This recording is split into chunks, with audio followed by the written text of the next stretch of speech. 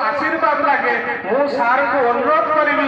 ये अंचल आपंकर परिवार करी तेणु ये अंचल छाड़ी आप अवसर देले यही अंचल रुहतु देले आम एवं आम पिला मैंने भविष्य बहुत भल मनुष्य हो आशा करी एवं सार को अनुरोध करी ये अंचल को निश्चित भूलिबे नहीं ये अंचल में सब समय रहिबे यही आशा एवं अनुरोध करी मु मोर वक्तव्य शेष नमस्कार। जाओ देवता भाषण वक्तव्य जो छात्र मान प्रति गुरुर जो स्नेह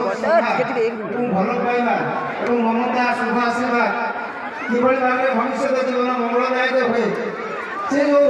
मूल्यवान कईपद कथा कहला सार संपर्क में से ये सभातर धन्यवाद अर्पण कर प्राक्तन छात्र राष्ट्रविद्यालय आईटी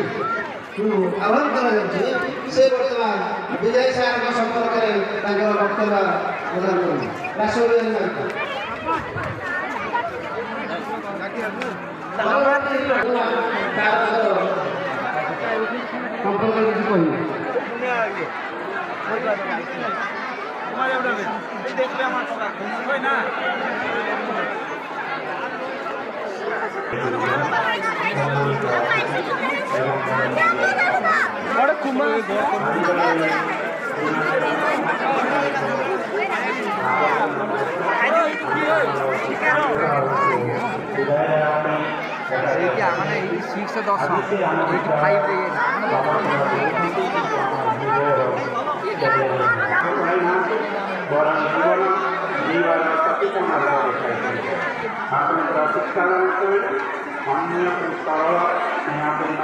एवं प्रेरणादायक